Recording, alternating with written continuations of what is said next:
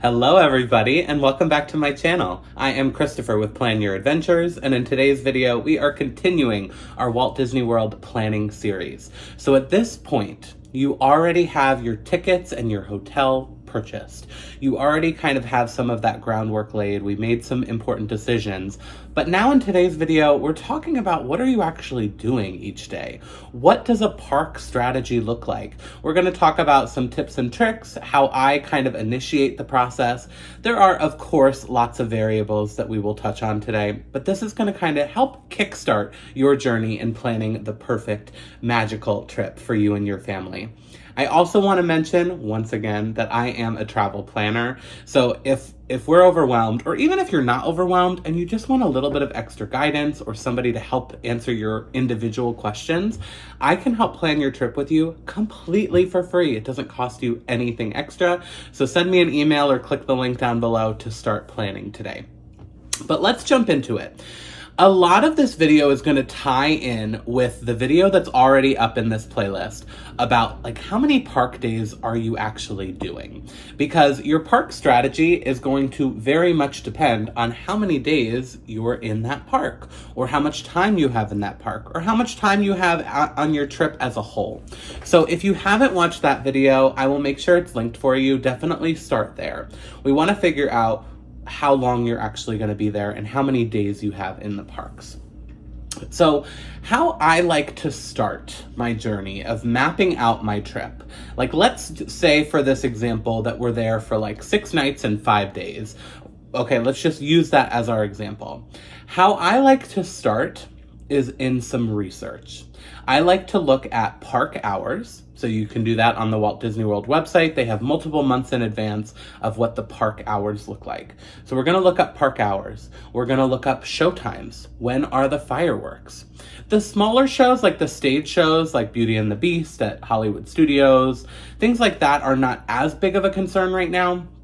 Really, we're looking at the fireworks shows, the parades, anything that happens only once or twice a day. So we're looking at park hours, we're looking at show times. You also can, at this point, start to look at if there's any ride closures or refurbishments scheduled.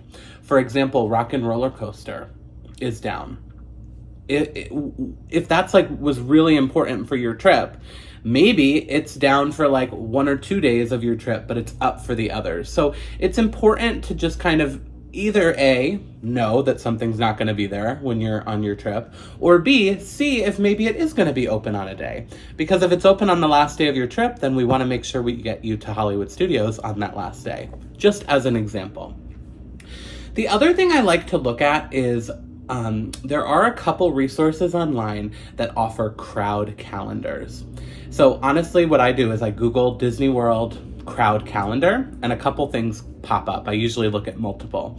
And so on these resources, they kind of look at what's expected to be the crowd calendar basically throughout the next couple months. So you right now can log on to one of these and see, and each day it will basically tell you Magic Kingdom is a recommended park on Monday of that week that you're going, but it's not on Tuesday and it's not on Wednesday. It'll kind of give you an average number too. Most of them have like some sort of scale of 1 to 10 or 1 to 5, of 5 being it's a really busy day and 1 being it's not. So just take a look at those crowd calendars. That is not science. That is not like 100% this is what it's going to be, but I like to use it just as a guideline. If I'm like, okay, the park hours are exactly the same on Monday and Tuesday for Epcot and Magic Kingdom, so it really doesn't matter which day I go.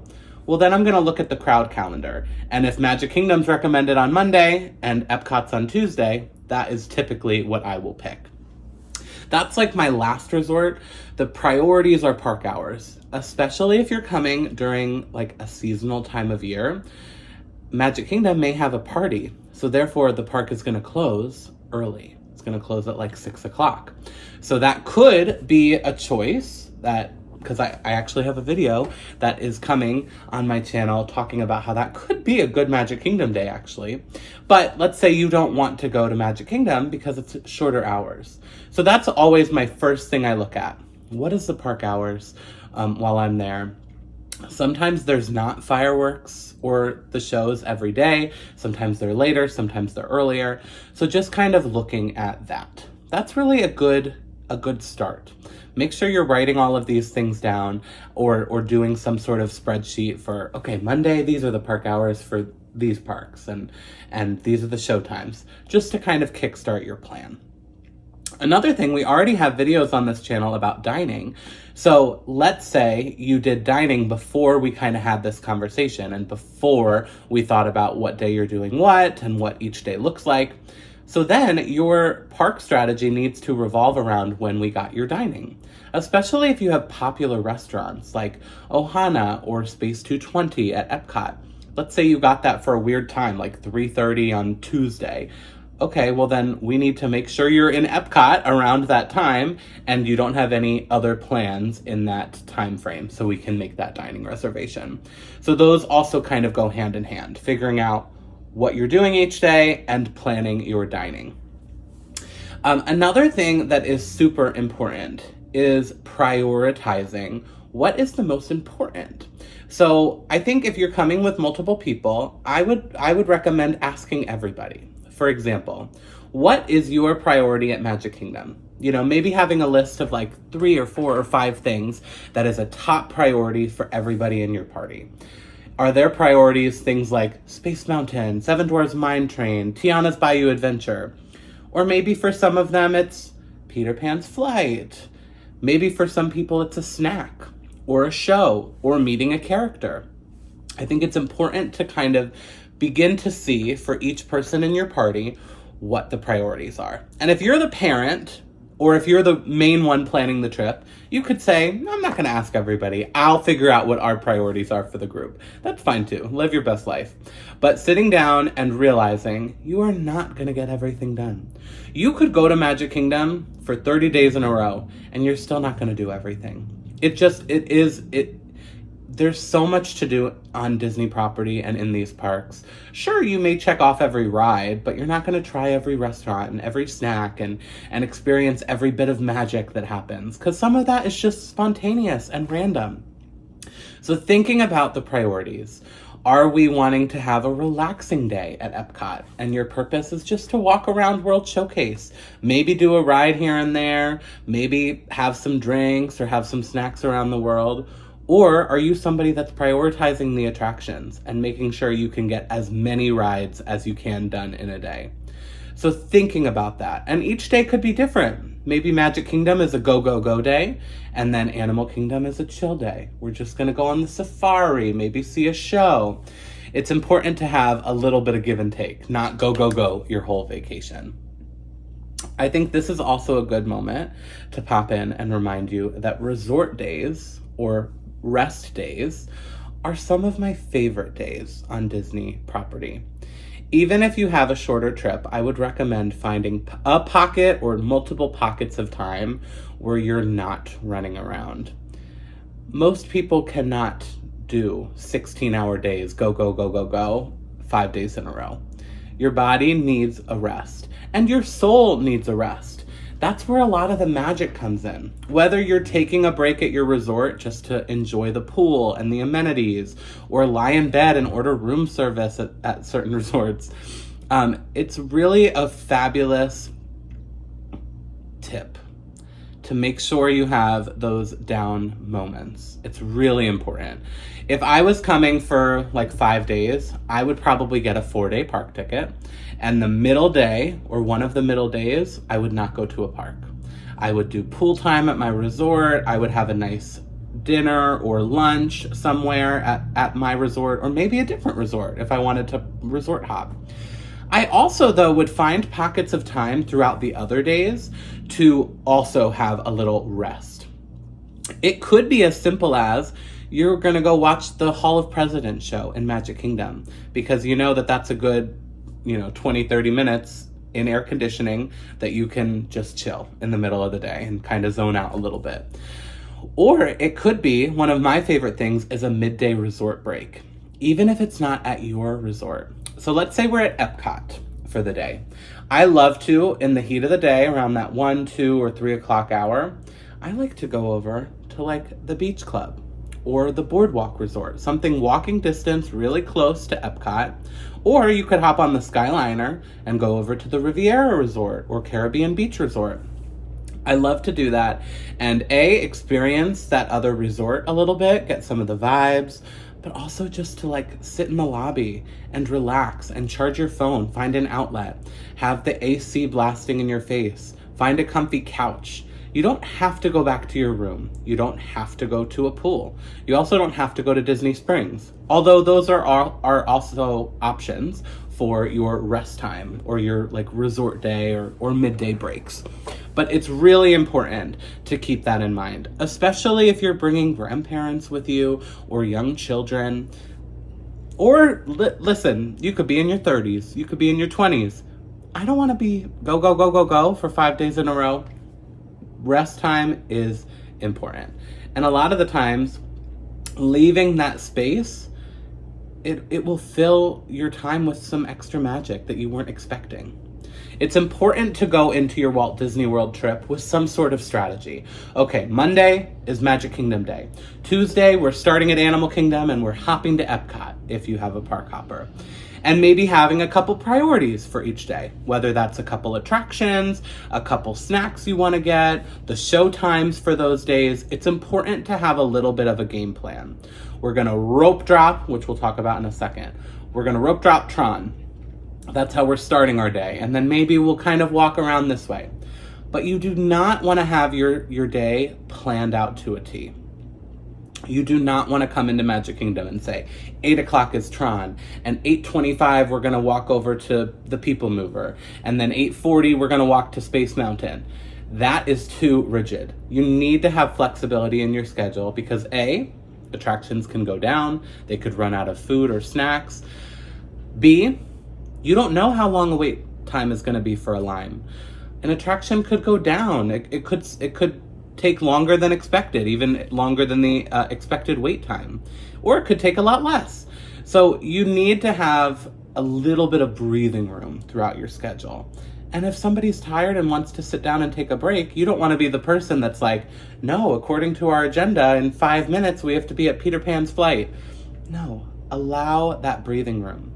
That you're on vacation at the end of the day. Yes, you want to maximize your time and your money, but you're on vacation. Enjoy it. Take time to stop and smell the roses. Watch the castle show or character cavalcade walk by. Or, hey, Mickey and Minnie, their line is only 10 minutes. Let's go meet Mickey and Minnie real quick. Allowing that time is key. That's my biggest takeaway from this video. Yes, have a plan, have priorities, have rides you want to do, have places that you're planning on eating, but leave time for the magic. Okay, so let's talk about rope dropping. So if you're staying at a Walt Disney World resort, you can actually get into the park early. This is definitely recommended. You can get into each park every day 30 minutes early. And if you are a morning person, or if you can make yourself be a morning person, this is a great time to get some heavy hitter attractions done. So I would definitely recommend it if you can. Or if you would rather say, no, we're gonna just relax and sleep in and show up to the park at 11 o'clock. That's fine too. Do what's best for you. Every single client of mine, we create a different strategy. I help answer questions in different ways depending on what they want out of the trip. But rope dropping is awesome. So if you're a Disney Resort guest, you get in 30 minutes before park time. And then typically that first hour or so of park time is also lower waits because there's less people in the park. So those are really great times to do attractions that are more popular. Or if you are planning on getting lightning lanes, which I'm gonna have a whole separate video on that, so don't worry about that too much.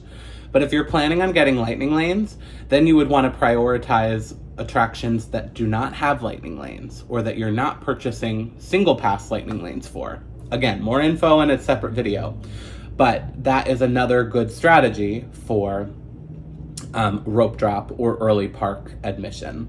So for example, if I were going to, let's say, Animal Kingdom, that park usually closes earlier than the other parks. So it could close at 6 o'clock, it could close at 7 o'clock. So that's a great park to have an early morning at and really take advantage of lower wait times. So I would show up, and during early park admission, if we're not buying lightning lanes, maybe I'm gonna run to Flight of Passage. That's a really popular attraction. We'll do Flight of Passage. I'll also maybe go over and do Navi River Journey, depending on what that wait time looks like, or we could then go over to the safari. When you do your research, you find out that the safari is not always open for early park admission, but it is for rope drop. So maybe you plan to just kind of stand in line and wait for the safari to start. So this is where the research really comes into handy, or working with a travel agent that can help prepare you for those scenarios. So that's what I would probably do. I would go into my Animal Kingdom day knowing we're rope dropping, Flight of Passage, then I'd like to do the safari. The Lion King show starts around that like 10, 11 o'clock time, so we can probably get into one of those shows. I love Flame Tree Barbecue, so that could be a good lunch option. I know the person that I'm coming with really would love to do Dinosaur. It's closing in 2026, but let's say we're going this year. They really want to do Dinosaur, so hopefully in the afternoon we can make that a priority. But then the rest of the day is up to us. There are other attractions and other shows and other snacks that maybe we can see, or characters if you want to meet Mickey. So, but we're going to kind of leave some breathing room. But going into my day, I know we're going to rope drop this. There's a show around this time that I'd like to maybe catch. Lunch, maybe have one or two choices or options, and then having a flexible list of like, if there's time, we could do Dinosaur in the afternoon. Or if we want to drink, we can go to Nomad Lounge. But doing that research and knowing what is in the park is important to kind of have that prepared. People that have a little bit of a game plan before they walk into a park are more successful. They have a better day. They feel a little bit more at ease, a little bit more relaxed. They know what to expect. They have a little bit of a game plan, not too rigid, but a little bit of a game plan. It's really important. If you walk into Magic Kingdom and you have zero, you're like, oh, we're here for the day. Let's see where the day takes us. It's so overwhelming. You just start walking and you're like, oh my gosh, that's a 70-minute wait. Oh, I want to go eat here. Oh shoot, we didn't make a reservation. They don't take walk-ups. It's really important to do this process. And that's what you're here for in these videos, to learn some tips and tricks and maybe reach out to me to start planning your trip so we can maximize your time and your money when you're in the parks. And I don't want you to be stressing when you're in the parks. I want you to have a lot of that prep and legwork done beforehand so you can just enjoy your vacation. So that's what that early park time is really key for if you're not doing lightning lanes, to hit some major attractions, or if you are doing lightning lanes, then to hit attractions that do not have lightning lanes, okay? The end of the day, or during firework or like nighttime entertainment, those are also typically the wait times dip a little bit. So my favorite way to do a park is to rope drop, go really early, take a midday break. The wait times are the worst during that noon to 5 time frame, typically, depending on the park. But that like 12, 1 o'clock to like 4 or 5 o'clock, that's the longest wait times typically. So I love to leave the park, you know, get the cooler weather and lower wait times, take a little bit of a break. Or you can do filler attractions like Hall of Presidents, especially if it has AC. The Tiki Room, things like that could be good in the middle of the day as well. And then come back around that 5, 6 o'clock hour. Have some dinner, do a couple more attractions because the wait times are starting to lower, and then maybe the nighttime entertainment. If you don't care about the fireworks or Fantasmic or whatever, those are great times to do attractions as well. The wait times are typically lower because most people are watching the parade or watching the fireworks or whatever. So that's another pro tip if you don't care about that too much. I think that covers most of what I wanted to touch on in this video. like I've said, there are other videos where we talk more about if a park hopper is maybe a good choice for you, how many days you need in each park. So definitely check out the whole playlist. But this is kind of to give you an idea of some things to think about. Look at those park hours, look at what rides are potentially closed, look at crowd calendars, look at show times, and then begin to kind of map out what your priorities are and where they fit in the schedule. So hopefully that gives you a good kickstart. If you have questions or would like to start seriously considering planning a Disney vacation, or Universal or cruise or all-inclusive, I do lots of other stuff too. But I'd love it if you reached out to me. It doesn't cost you anything extra. It's totally free to work with me, and you have all of my knowledge and expertise for free. But thank you guys so much for watching. If you like this video, please hit that thumbs up button. If you want to see future videos, you can hit that subscribe button, and I will see y'all real soon. Thanks so much.